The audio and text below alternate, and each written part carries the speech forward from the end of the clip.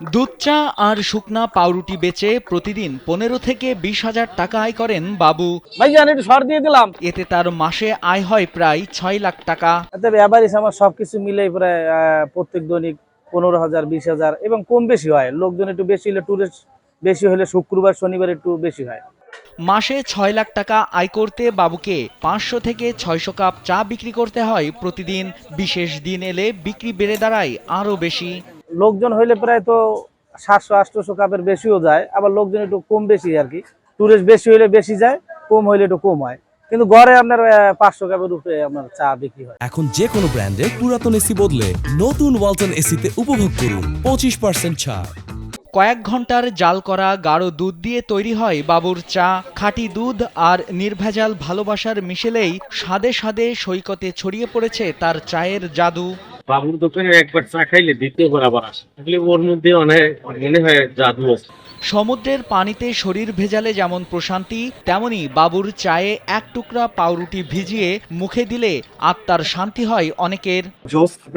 আসলেই বুঝতে পারবেন।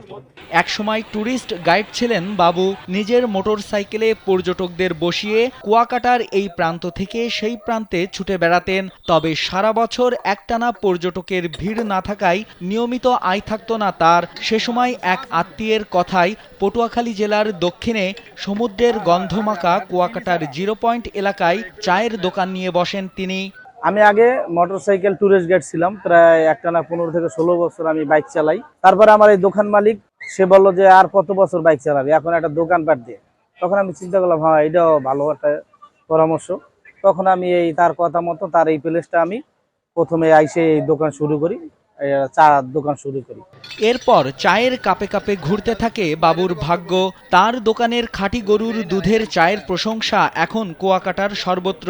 তখন আমি এই জায়গায় কুয়াকাটা দেখি যে বিভিন্ন ধরনের মানুষ বিভিন্ন ধরনের চা বানায়।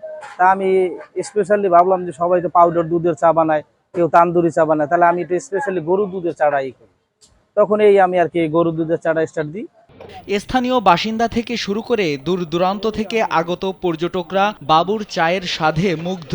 এখানে ঘুরতে এসে তার হাতে চা না খেলে যেন সমুদ্র বিলাসে ঘাটতি থেকে যায় পর্যটকদের। গোপালগঞ্জ থেকে এখানে আসছি, আর চায়ের কোয়ালিটি অসাধারণ, অনেক মজা।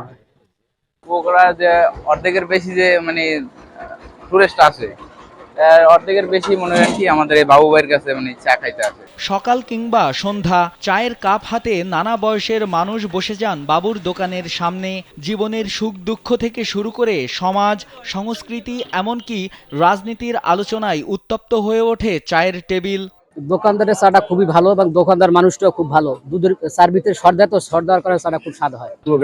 শ্রেষ্ঠ চা হলো বাবুর চা। এখানে সারাদিন এই দুধ চা খাওয়ার জন্য মানুষের ঢল থাকে।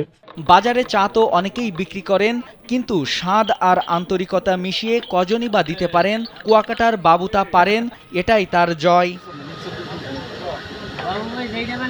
নাইমুল হাসিব, কালবেলা।